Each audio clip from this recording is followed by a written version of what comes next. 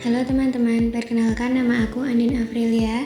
Aku mahasiswa semester 2 UIN Raden Mas Said Surakarta, Prodi Tadris Biologi Fakultas Tarbiyah. Nah, di sini kita akan belajar apa sih Azwajul Maturidiyah itu, bagaimana secara Azwajul Maturidiyah, siapa saja tokoh utama Azwajul Maturidiyah, dan apa sih konsep ajaran dalam Azwajul Maturidiyah. Yuk kita pelajari bersama-sama. Nah, yang pertama, Azwajul Maturidiyah adalah salah satu pilar utama dalam teologi Ahlus Sunnah wal Jamaah atau Azwajah selain Asy'ariyah.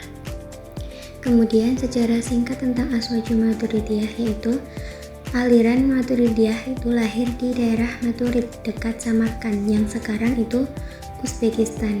Aliran ini muncul sebagai respon terhadap dominan kaum Mu'tazilah yang terlalu mendewakan akal, namun tetap ingin mempertahankan tradisi rasionalitas dalam beragama yang diwariskan oleh Imam Abu Hanifah. Nah, Maturidiyah ini berkembang secara lebih bertahap di wilayah timur Islam, menyelaraskan teks wahyu dengan logika berpikir yang sistematis.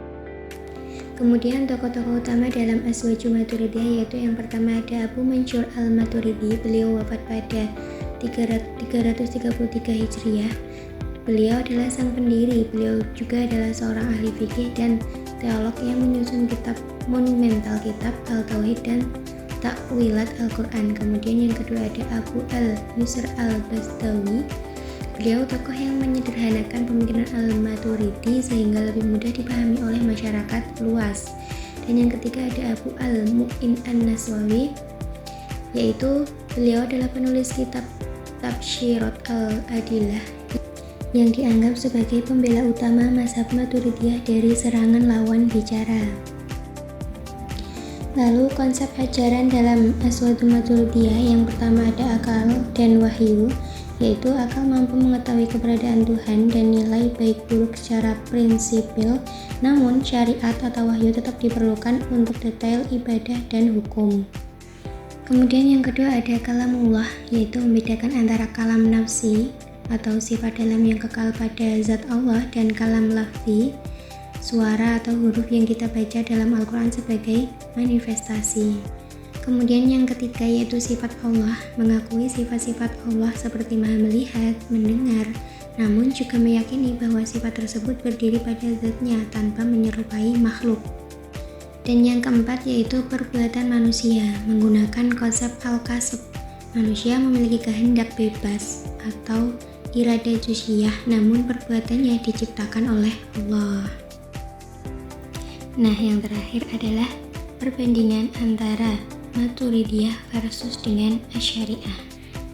Yes, meskipun keduanya adalah sama-sama saudara kandung dalam Azwajah, ada beberapa titik perbedaan. Yang pertama dalam segi sifat takwin atau penciptaan.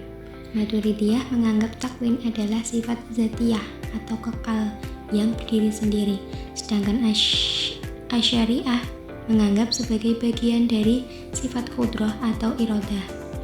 Kemudian yang kedua dari segi ma'rifatullah atau mengenal Allah. Nah, menurut Maturidiyah, akal wajib mengenai Tuhan meskipun wahyu belum sampai. Tetapi menurut Asy'ariyah, kewajiban mengenal Tuhan hanya muncul setelah ada seruan wahyu.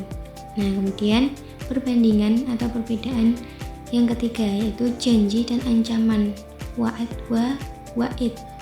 Maturidiyah berpendapat bahwa Allah tidak mungkin membatalkan ancamannya bagi pelaku dosa tanpa taubat demi menjaga kebenaran firman-Nya. Sedangkan Asy'ariyah berpendapat Allah boleh saja mengampuni siapapun sebagai bentuk mutlaknya kehendak Allah. Nah, perbedaan antara kedua mazhab ini lebih bersifat teknis akademis dan tidak menyebabkan salah satunya keluar dari koridor Ahlus Sunnah wal Jamaah. Oke teman-teman, itu tadi sedikit materi mengenai Azwajul Maturidiyah. Sekian dan terima kasih sudah menonton.